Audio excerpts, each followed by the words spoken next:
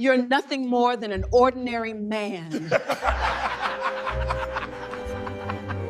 My wife invited her entire family to my own house just to humiliate me. She raised her wine glass and said, "You're nothing more than an ordinary man." Everyone laughed. So I quietly walked out without saying a single word. What none of them knew was that everything they thought they were about to take from me had never belonged to them in the first place. My name is Calum Reeves Denton. I am 38 years old. And the most important thing I ever built, I built without telling a single person it existed. That's not a boast. It's just the shape of how my life went for a long stretch, and why a woman who once raised a wine glass at my expense found herself sitting across a conference table from my attorney 6 months later, staring at documents she hadn't expected and couldn't argue with. But before we get to that table, let me take you back to that Sunday in October, because the details matter more than they sound like they should. Drop your city in the comments right now. I have a feeling you are going to want to see exactly where this one lands. It had been an ordinary Sunday right up until I turned onto our street and counted 4 cars in my driveway that didn't belong there. Hold that detail. 4 cars. On a Sunday, Diane had told me that morning would be quiet. Just the 2 of us. She had been thinking about her mother's pot roast. I sat behind the wheel a moment longer than necessary, engine ticking as it cooled, watching the front room light spill warm through the curtains Diane had picked out without asking me. A pale gold color, she said, made the room feel alive, and I never once said I didn't love because it mattered more to her than it mattered to me. That is what I believed marriage was. You let the small things go so you have strength left when the large ones arrive. I understand now that the small things were a ledger, and somebody had been keeping score I didn't know existed. Vera's Oldsmobile sat crooked behind Diane's sister's silver SUV. The left taillight still cracked from the Christmas before last. 2 rental cars were parked tight behind those, driven in from somewhere with a purpose that had nothing to do with pot roast and nothing to do with me being welcome. Inside, the good dishes were out, the cream-colored set still carrying the faint smell of tissue paper from the box they had been stored in since Vera brought them down from Raleigh the previous spring.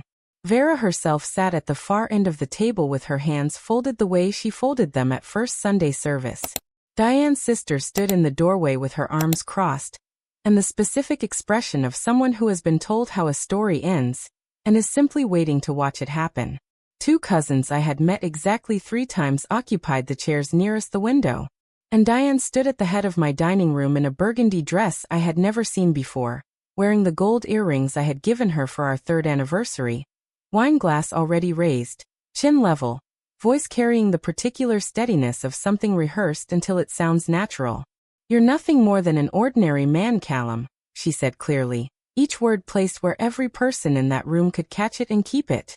And everyone laughed. Not nervously. Not uncomfortably. The kind of laughter that has been waiting in a group text for 3 weeks to finally be released into an actual room. The refrigerator hummed behind me. The clock above the stove read 6:22. The good wine was already open on the counter, breathing, waiting for a celebration I had not been invited to plan. I stood there a moment in my own doorway. I looked at the cream dishes I had carried up from the parking lot the spring before. I looked at the pale gold curtains I had never said I didn't love. I looked at the earrings catching the kitchen light on the ears of a woman who had worn my gift to the evening she had planned to dismantle me. I did not raise my voice.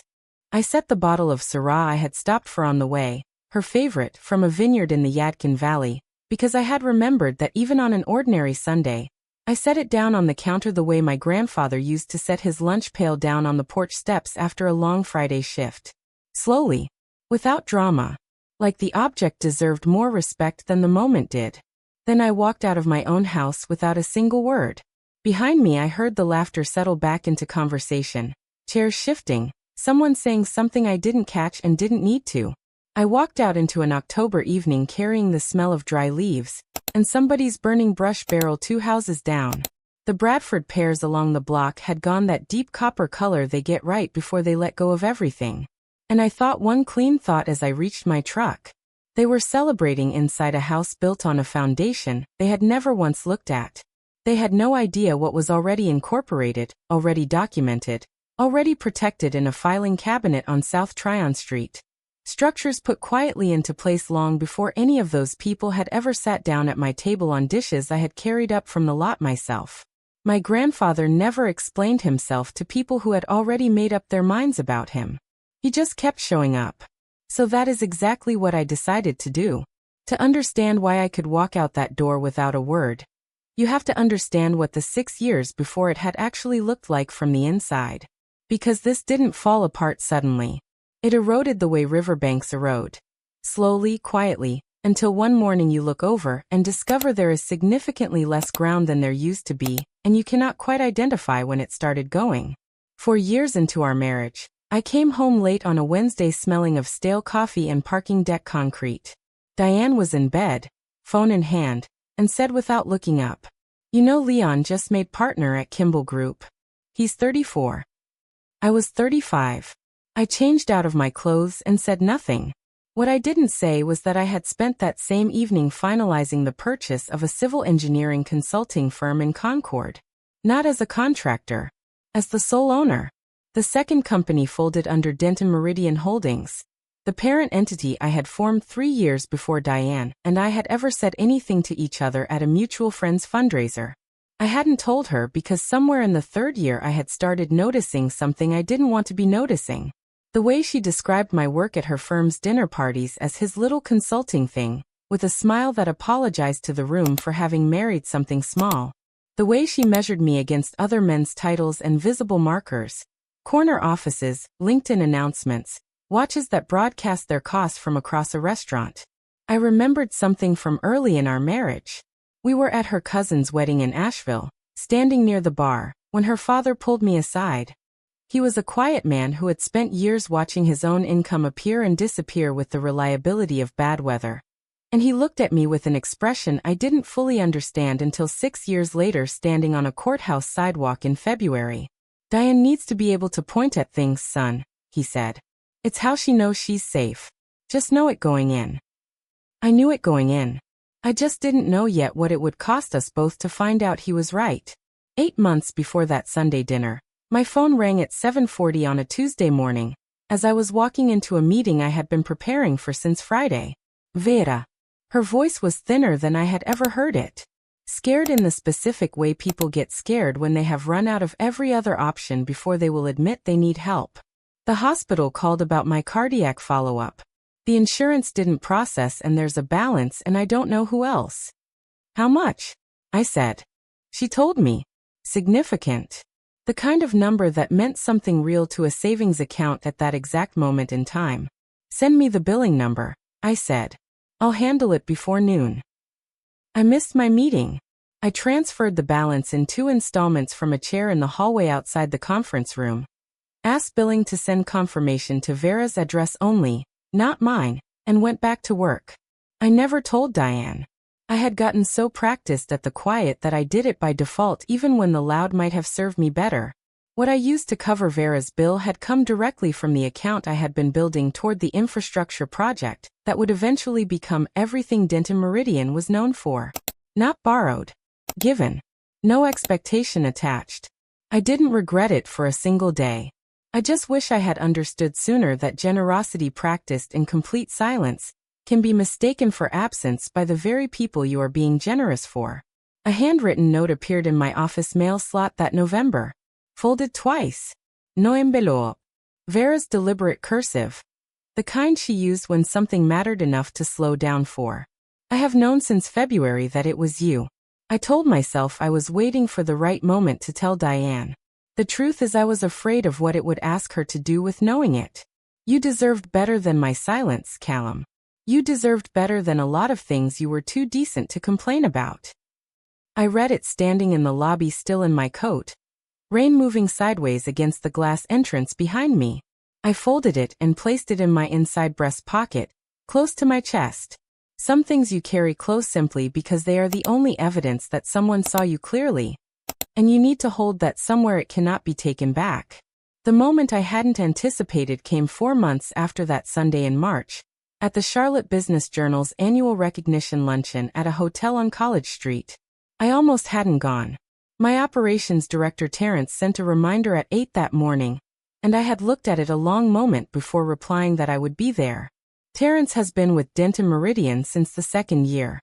He keeps a framed photograph of his grandmother on his desk and says she is there to keep him from taking shortcuts when he is tired, and they start looking reasonable.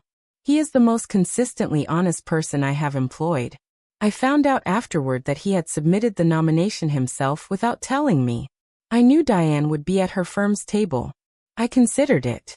I went anyway because my grandfather said a man shows up for rooms that matter to him regardless of who else might be in them. The MC moved efficiently through the program until the Community Impacts section. The Meridian Community Build Award goes to the West Charlotte Corridor Initiative, led and privately funded by Denton Meridian Holdings. Would the founder, Calum Denton, please come forward? I stood up. I straightened my grandfather's tie, the navy silk one he had pressed into my hands after my college graduation without ceremony, saying only, "For when it counts." I walked toward the front of that room. The thing about a room going quiet in a particular way is that you feel it before you locate its source. Like pressure changing before weather arrives. I became aware of Diane somewhere to my left without turning to look.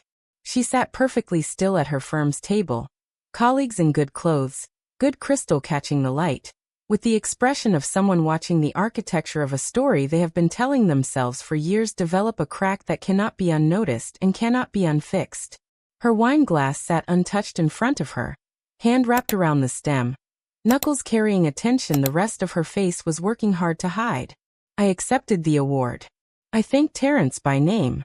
I said a few words about my grandfather and what he understood that I am still learning. That the buildings worth living in are the ones nobody rushed. I did not look at her table once. Afterward I sat in my truck in the parking deck, before starting the engine. Just sat there in the quiet with my grandfather's tie still knotted at my throat. And for the first time in longer than I could measure, I let myself feel the full weight of what that applause had meant. Not triumph, something quieter and more complicated than that. The particular ache of being finally seen in a room that contained the one person whose seeing had once mattered most, and now arrived 6 years too late to change a single thing between us. I let it sit there in my chest without running from it. Then I started the engine and drove home. Patricia Owens has practiced law in Charlotte for 22 years. 14th floor, South Tryon Street. Pour over coffee every morning at 7:30. The whole floor smelling like a French press by the time her first client arrives. She had been my attorney since before Denton Meridian had its second client. A precise, unhurried woman who drafts documents the way structural engineers design load-bearing walls. Nothing decorative. Everything exactly where the load requires it. She called 4 days after the luncheon and asked me to come in. January rain moved sideways against the tall windows while she opened a folder the way a surgeon opens a kit. Deliberate, sequenced, no drama. The first document was a printed text exchange. Diane and Jeffrey Raines, senior partner at her firm. A man I had met at 4 firm events. The kind of man who wears confidence the way some men wear cologne, applied generously, impossible to ignore, slightly suffocating up close. What's the timeline looking like? Waiting until the Meridian project either falls apart publicly or stays invisible. Either way works. Smart. Optics matter in these proceedings. He's good at staying invisible. I'm counting on that. I set the page down the way my grandfather set his tools down after a long job. Deliberately. Without letting the feeling of the moment determine how I handled the object. He's good at staying invisible. I had spent years being careful not to make Diane feel small by making myself visible. I had held back announcements, celebrations, the natural momentum of things growing quietly under my hands, because I had loved a woman who felt threatened by evidence that her estimation of me might have been wrong. I had stayed invisible out of love, and she had counted on it as a legal strategy. Those are 2 sentences I have never stopped thinking about. The financial section was clean and precise. Denton Meridian had been incorporated under a premarital agreement both parties had signed. Diane's own attorney present, 7 months before our wedding. I remember sitting across Patricia's desk that morning watching the number on the page while outside the rain kept moving sideways, and thinking that 6 years of being called ordinary had somehow convinced me to forget what I had actually built. The documents on that table remembered it clearly even when I had stopped letting myself. What Diane was entitled to was fair. Half the home equity. A portion of the joint accounts. A reasonable transition. Everything built under Denton Meridian remained exactly where I had placed it. She had filed expecting a different inventory. How do you want to proceed? Patricia asked. I thought about the pale gold curtains. Vera's note against my chest. My grandfather's lunch pail going down on those porch steps without drama after 31 years of the same motion. Fairly, I said. Everything she's entitled to. Nothing she isn't. I'm not interested in punishment. I'm interested in accuracy. Patricia nodded once the way people nod when they respect an answer. The settlement was finalized on a Wednesday morning in February. Jeffrey's chair on Diane's side of the table was empty. I noticed it before I noticed anything else about the room. A man who had counseled patience and optics and timing had decided this particular morning was not worth his attendance. People reveal themselves in the rooms they choose not to enter. Diane didn't look at me for the first hour. Near the end, when the final documents were being signed, she looked up. Directly at me. Eyes dry by choice. I recognized it because I had watched her do exactly that for 6 years in moments she decided required composure over honesty. She looked like she wanted to say something. Nothing came. Whatever she had prepared for this room had not survived contact with the actual room. I signed where Patricia indicated. I stood, buttoned my grandfather's jacket, navy wool, cedar and something mechanical still living in the fibers after all these years, and walked out into a hallway smelling of old carpet and the coffee machine 2 doors down. Vera stood near the elevator bank. She met my eyes briefly. The expression on her face contained both apology and grief without being fully either. I nodded once. She nodded back. We had already said what needed saying on a Thursday afternoon in a lobby, and both of us knew it. On the sidewalk outside I stood in February air, and touched the lapel of my grandfather's jacket without meaning to. I thought about him at his bathroom mirror in Greensboro on Sunday mornings, knotting this same tie with the patience of a man who understood that how you presented yourself to the world was a form of argument you made without speaking. 31 years of that same argument. 31 years of the world eventually agreeing with him.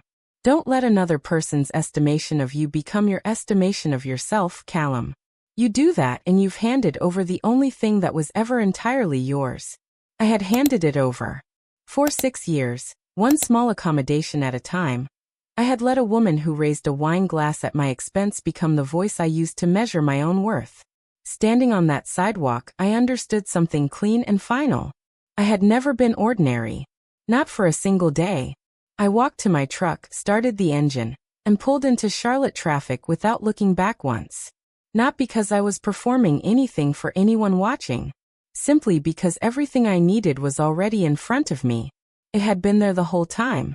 The letter arrived 11 weeks later on an April evening. Kids on the sidewalks, somebody's lawnmower running for the first time since October, that first real smell of cut grass and warm concrete that means the long part of the year has committed. No return address.